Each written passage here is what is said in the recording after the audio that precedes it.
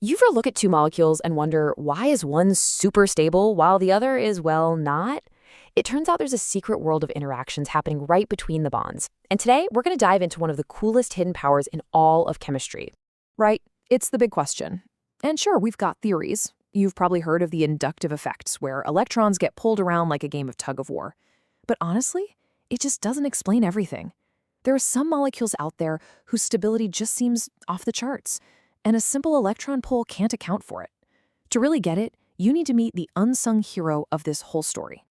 And here it is, the alpha hydrogen. Now, I know, it doesn't look like much, just another hydrogen. But don't let its simplicity fool you. Its location is everything. Being in the right place at the right time gives it a special power to save molecules from being dangerously unstable. So what makes a hydrogen an alpha hydrogen? Well, it's all about real estate. It has to be attached to a specific kind of carbon, an sp3 carbon, the kind with 4 single bonds. And that carbon has to be right next door to something that's desperate for electrons, like a double bond or, even better, a positively charged carbon atom. That prime location is the source of its superpower. And that superpower has a name: hyperconjugation. Basically, the electrons in that alpha CH single bond, we call it a sigma bond, get to stretch out and share themselves with the needy neighbor. It's a permanent thing. But check out its nickname, this is where it gets weird: no bond resonance. Hold on a second, no bond resonance? How does that even work? Resonance is all about sharing electrons through bonds, so how can you have resonance without, a bond? Does the hydrogen just pop off and float away? That sounds less like chemistry and more like a magic trick. It definitely sounds like magic, but I promise it's not. It's actually one of the most clever survival tricks a molecule has. Think of that positive charge as a super heavy weight that one atom is struggling to hold.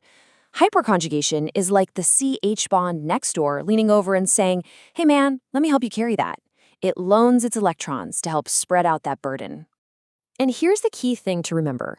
The bond doesn't actually break. That no bond thing is just a drawing, a way for us to show what's happening on a whiteboard. In reality, the hydrogen nucleus just kind of hangs out close by, while its electrons are the real heroes, jumping in to stabilize the atom next door. All right, so now that we get the concept, let's see our hero in action.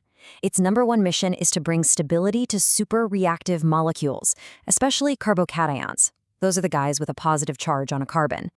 And this chart says it all. A tertiary carbocation, that's one connected to 3 other carbons, is way, way more stable than a primary one. And why? It's because that tertiary guy has a whole squad of alpha hydrogens ready to help out. The primary one, maybe just a couple. It's a simple numbers game. More alpha hydrogens means more hyperconjugation, and that means a whole lot more stability. You can even put a number on it. Here's a little cheat code. Just count up your alpha hydrogens, let's call that N, and the total number of stabilizing structures you can draw is just N plus 1. So if you have 9 alpha hydrogens, that means the positive charge is shared across 10 different arrangements. That's huge. It's like spreading a heavy load across 10 people instead of just 1.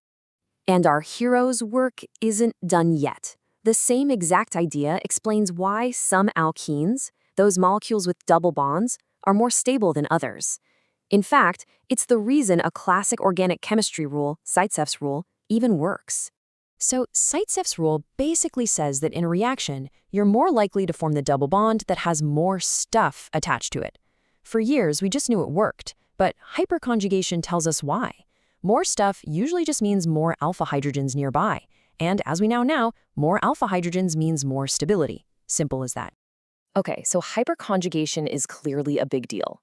But where does it fit in with the other big electronic effects? Let's put it in the ring and see how it stacks up against the competition.